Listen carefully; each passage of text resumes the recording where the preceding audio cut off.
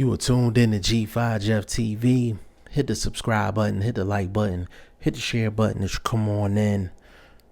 Bunch of fights went down this Saturday on Showtime. Jaron Ennis put on another great performance. He beat Juan Carlos Abreu, 6th round stoppage. He got 3 knockdowns in the fight. And listen, Jaron Ennis is the goods. He's the goods. 147 pounder, welterweight. He's 27-0 with 25 knockouts, or 26-0 with 24 knockouts, one of the two. But I mean, he's a problem. He's a problem. He has speed, he has power, he's got footwork, he has defense, he's flashy. Like he's got it all. Like he's got it all. And you always see Ennis on, the undercard. He's the first fight of the televised portion, or he's the co-main event. But listen, I'm here to tell y'all it is time for Jaron Ennis to be the main event of some of these cards.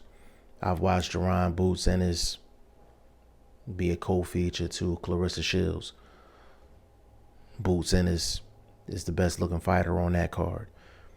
This Saturday, he's the first fight of the televised card, and the main event was Erickson Lubin and Terrell Gausha. Ennis was the most impressive looking fighter on the card. He might have been the most impressive looking fighter out of any fight on Saturday.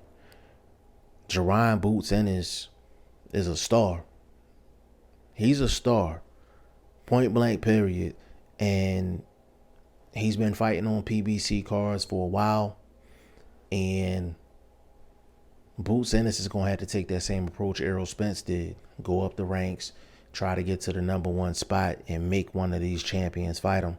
Because if he doesn't go that route, it's going to be hard to get a top 5, top 10 guy to take him on without them being forced to. Like these fighters aren't blind. Like, they know how good Ennis is, and to some of those guys, he might be all risk and no reward. And that was the same thing with Errol Spence Jr., and he had to be patient and work his way up the ranks. But the one thing about Ennis that I didn't know, and there was somebody on Twitter, and somebody that's been in boxing for a very long time, Rick Glaser, big shout out to him.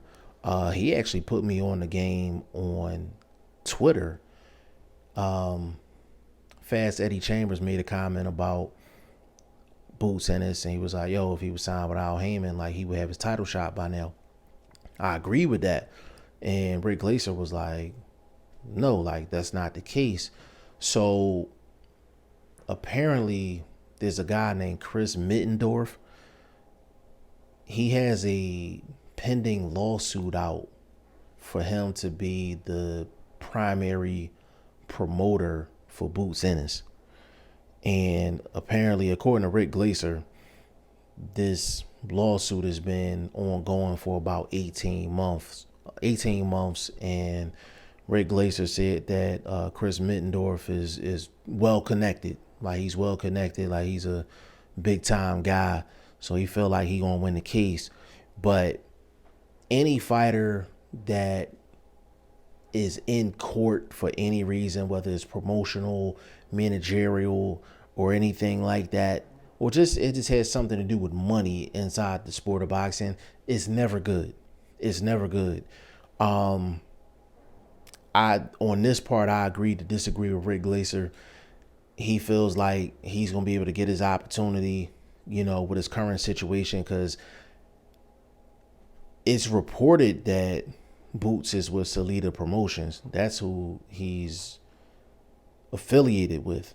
But, I guess it's just some behind the scenes things. But me personally, I still think Ennis is going to have to get this promotional thing straightened out. However it goes, And 147 is PBC. 147 is PBC. 147 is Al Heyman. Point blank, period. So it don't matter how big Chris Mittendorf is. It don't matter how many connections he has.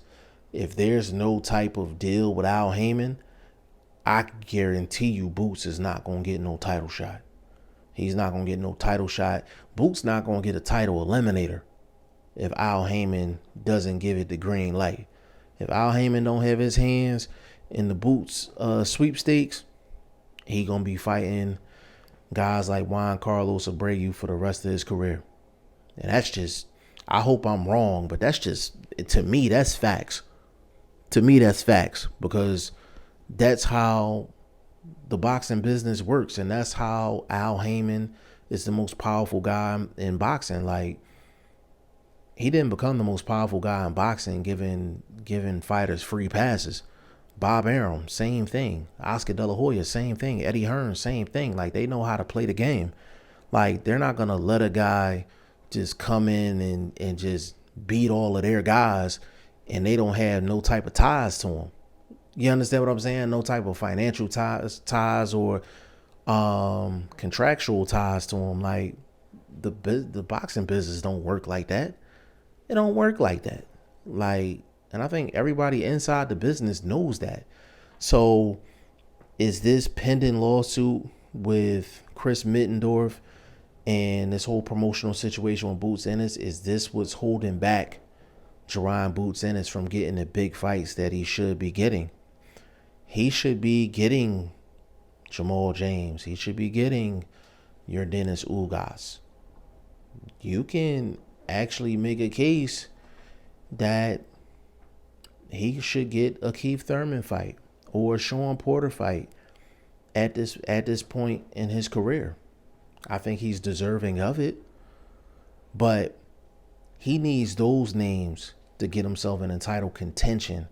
And it seems like until he gets this promotional thing figured out, he's just going to be another hot prospect that looks very impressive, but we're all going to be questioning what is he going to do against the big dogs. And you know, it's kind of hard to not get into the business aspect of boxing, but at the end of the day, we just want to see Boots tested. We want to see him against some names, and we want to see how good he does against the big dogs at 147, because just based off the eye test, it's very few people at 147 that will be competitive against this guy, period.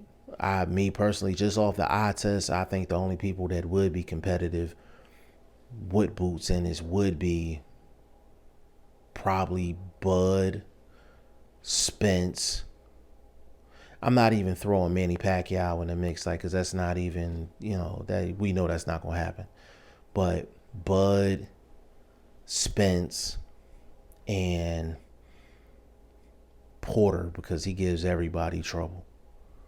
But I think outside of those three, I don't think anybody else is really competitive with him. I think he beats Jamal James. I think he beats your Dennis Ugas. I know he would never fight Danny, but if he fought Danny, I think he would beat Danny. I think he beats Keith Thurman right now. Boots is the truth. He's the truth, and I'm not just saying that because we from the same city. I call it straight down the middle when it comes down to boxing. Like, I just don't see many people beating Jaron Boots Ennis. I don't see it. But y'all let me know what y'all think in the comment section. G5 Jeff TV. Hit the subscribe button. Hit the like button. Please share this video. Support your boy. Support good content at all times. I appreciate y'all. Peace.